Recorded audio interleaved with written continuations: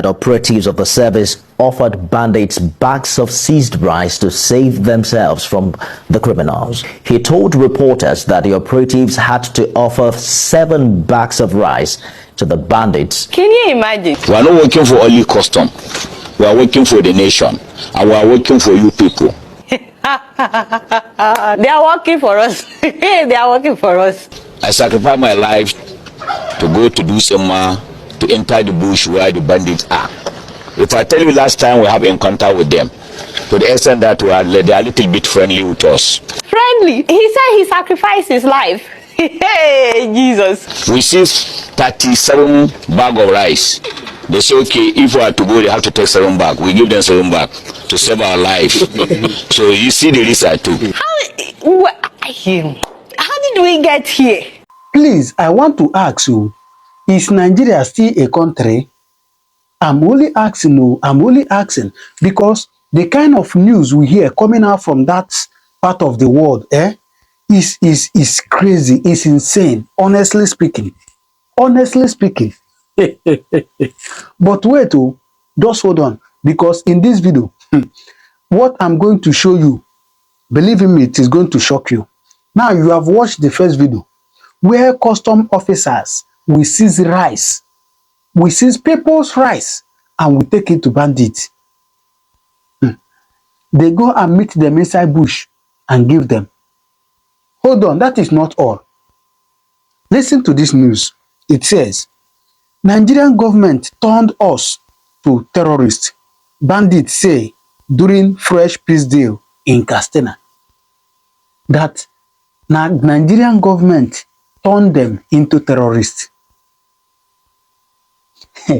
Let me read just a bit of this news. Let me read it out for you. It says, at the meeting, one of the armed men addressed residents directly, saying the insurgency and kidnappings were shaped by wider political decisions rather than only by local actors. Community leaders and council chairmen from Charanchi and Batagarawa local government areas in Katsina State on Saturday signed a peace agreement with a group of armed men, otherwise called bandits. At the meeting, one of the armed men addressed residents directly, saying the insurgency and kidnappings were shaped by wider political decisions rather than only by local actors. It was the government that wanted us to engage in banditry, but now it has called us and told us to stop. Therefore, by God's grace, we have stopped from today, said one of the bandits during the peace meeting with Batagarawa and Charanchi held on Saturday. If the government wants all this insecurity to end, they have the power to end it, but they don't want it to end. For the past 2 months, we have been trying to initiate a peace talk. We were unable to because they did not know where we were hiding. But when they finally decided to meet us, they were able to find and talk to us today. Peaceful coexistence and the end of insecurity depend on Nigerian leaders. If they want us to keep striking and attacking, we will. But if they want peace, they will also make it happen. We don't have the power or wisdom to bring peace to the country except through the Nigerian government, because everything is under their control. Despite people saying that we are attacking, it is the government that made us do so. It is the government that made us do it.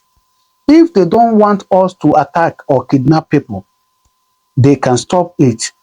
However, today, they were the ones who called us, and by God's grace, we have stopped from today. You oppressed citizens, if you want to cry, don't cry with us, the terrorists, but cry with the government, for they are the ones who made us to do what we have been doing, the terrorists said. Shebi una hear am. shebi una hear am with una 2 ear. Say, na Nigerian government, they tell them, say, oh yeah, go and do, or yeah, no do, or yeah, stop. They even said, of course, I have the video, but they spoke in Hausa. The man that said he spoke in Hausa in the video I have. So if I play it, most of you might not understand it. They are saying that it is the Nigerian government that tell them to stop and to begin. That if the Nigerian government want to stop insecurity today, they will stop it. It's not coming from me. I read it out for you. A bandit, it was the person who wrote this, who said this. And you tell me that Nigeria is still a country. Wait, oh, that is not all. In case if you are shocked by this one, or if you are not shocked, I'm still going to play a video that will shock you. Please, listen to this one video first. Nigeria import terrorists from all over the world. Right now, there are more than 5 terrorist groups that operate in the country today. Ansaru is in Nigeria. Shabab is in Nigeria. Mieti Allah operates in Nigeria. Fulani bandits operate in Nigeria. Fulani herders that has been named the 4th deadliest terrorist group in the world by the Global Terrorist Watch of West Africa. These terrorist groups operate in Nigeria, and the government of Nigeria provides an enabling environment for them to thrive, for them to do their bidding. They provide them with logistics, money, arms, and then they send them to the eastern region of Nigeria to kill my people and to destabilize the region. That is their goal. And that's exactly what they're doing now. Did you hear that? Maybe this one did not shock you. Just hold on. Just hold on. I'm going to show you something. Listen to this too. Even the Fulani bandits, they know they like me, then they call them, say they Fulani, they should be calling them bandits. But they are Fulani people, and they don't come and go and talk, say, look, if now this government bring them in 2015, say make them come help them do election. After election, they don't abandon them. So they look for money where they go chop. So the thing not be saying that the thing where anybody go hide, say he know they see. They are part of it. This government never come out to deny, say, na lie. We no do that kind of a thing. And Fulani people don't talk, say, look, they want they won't carry this country, make it become their own. Make them come and say, they Fulani too. Now them get Nigeria. Fulani nationality movement. Now them attempted to assassinate me. They wanted to kill me. Now only God helped me that day. I tell you, these people say Nigeria, now the only country where belongs to them. They don't write them. I have documents to show this. I don't send them to president. I don't send them to police. I don't send them to DSS. These people say, look, nothing will stop them because they wanted this revolution in 1800 and they could not achieve it by Ottoman Danfodio. But now they must take over. That they have the money, they have the power, they have the weapons, and they have everything. So this time they must. I've always said that the security problem here is created by the federal government. The day that they want the insecurity to finish, you see, it will end. I insist that it's federal government. They wanted to arrest Kanu. Did they not arrest him? They wanted to arrest Igboho. Where is he now? Is he not running away? Yeah. So if they want to end banditry and kidnappings and all that occasioned by Fulani people, it will be done. Why is the Fulani own exception? Why are they not arresting them? And they are everywhere. Everybody knows where they are. So the day that the presidency and the federal government want insecurity to end in this country, it will end. Fulani where they know before, now stick then they carry. How come they start to they carry cutlass? From cutlass they migrate to ammunition, rifle, AK-47. Security operative now they ask this question. How they migrate from stick to cutlass, from cutlass to rifle, from rifle to AK-47? Where come become like, say, una give them license to operate ammunition. Now we don't unfortunate, say, hunters turn down. Our leaders, una don't succeed to cause problem for our country. Because una don't cause hate. If to say una they deal with the previous report, so okay, we catch this bandit, oh, they can't kill people, oh, and una deal with them, show the world say una don't deal with them. All this jungle justice taking laws into their hand. And Fulani people don't talk, say, look, they want they won't carry this country, make it become their own. Make them come and say, they Fulani too. Now then get Nigeria. Fulani nationality movement. Now them attempted to assassinate me. They wanted to kill me. Now only God helped me that day. I tell you, these people say Nigeria, now the only country where belongs to them. They don't write them. I have documents to show this. I don't send them to president. I don't send them to police. I don't send them to DSS. These people say, look, nothing will stop them because they wanted this revolution in 1800 and they could not achieve it by Ottoman Danfodio. But now they must take over. That they have the money, they have the power, they have the weapons, and they have everything. So this time they must take over. Government, this is at your doorstep. Bandits are now saying that you are the ones using them. And we've also seen allegations against government officials. We've also seen government officials do photo op with bandits. Right. We've also had government officials being mentioned. Government, if you love this country, release the list of the terrorist financiers that was released in Dubai. All right. Armed bandits in Katsina State have made stunning allegations claiming the Nigerian government orchestrated their criminal activities only now decided to call for peace during a peace meeting between Batagarawa and Charanchi communities held on Saturday. One of the bandits declared they have stopped attacks following government intervention. The bandit spokesperson stated in a now viral video, and I quote, "It was the government that wanted us to engage in banditry, but now it has called us and told us to stop." He alleged that despite 2 months of attempts to initiate peace talks, authorities only located them when they genuinely decided to engage. The armed group insisted that peaceful coexistence depends entirely on Nigerian leaders, stating, "If you want to cry, don't cry with us, the terrorists, but cry with your government, for they are the ones who made us do what we have been doing." I mean, this is really, really alarming, Rufai. The allegations raise serious questions about the relationship between criminal networks and state actors, echoing long-standing suspicions about complicity in Nigeria's worsening insecurity. Rufai, your thoughts, and also I'd like your thoughts on the two stories as well, just to put them all together before we take this one. Real quickly. See, Oji, in a country where bandits can pick up a mic and say this in a public space, when did they say this? What has been the reaction of the government to it? You see, that's why I said a lot of the problems our government can solve if we are ready. And this attempt to make it be about Christians and Muslims is never true.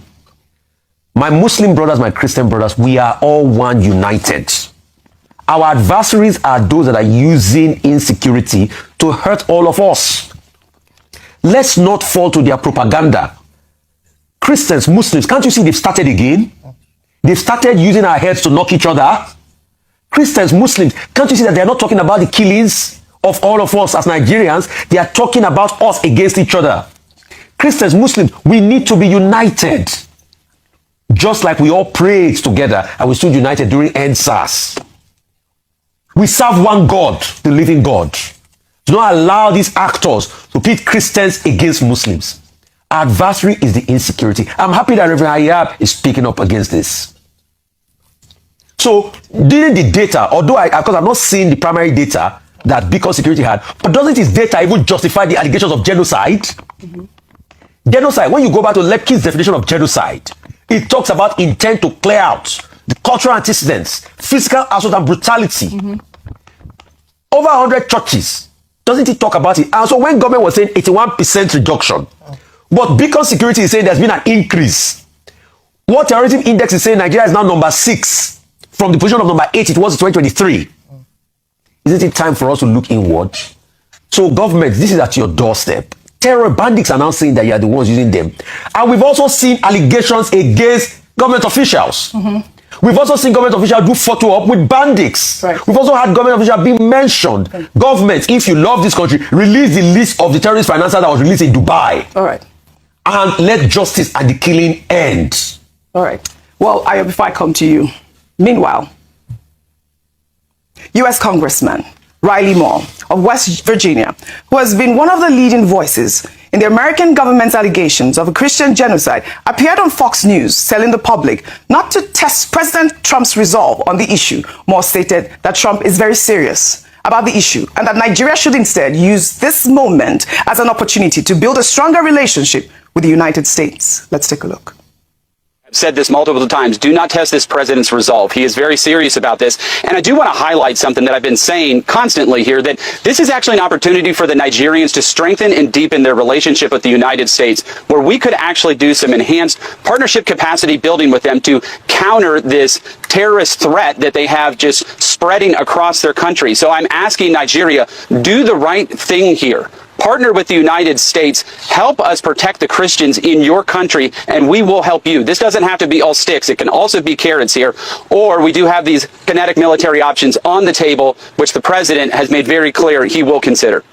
This is the point, Ayo. Well, Moore's comments in this interview appear to reflect a change in tone from the more aggressive rhetoric the public initially heard from President Trump and his threats to go into Nigeria guns a-blazing. The congressman has suggested that cooperation might be possible for both countries to strengthen their relationship with one another. And this is what I have been preaching on this table. Ayo, a quick sum up, and then we'll take our mouths. All right, so the video with the bandits just justifies what I said earlier about the government knowing who these terrorist financiers are. They know who the people who are behind them, and they can go after them if they have the political will. Now, this is where the US comes. Yes, we can argue about whether or not the US has Nigeria's best interest at heart, but that tweet or that ex-post by Donald Trump has changed the trajectory of things for Nigeria. We're at least now talking about insecurity. It's now on the front burner more than it's ever been, at least in recent times. And so for that reason alone, I am happy for that ex-post. Now, going back to the advice by Pastor Deboye saying that let's diplomatically have conversations with the United States and show with evidence that we can handle this issue. But can we have partnership in terms of support? The best way that America can help Nigerian Christians or Nigeria as a whole to tackle insecurity is to work with the government, because whether or not America cannot situate its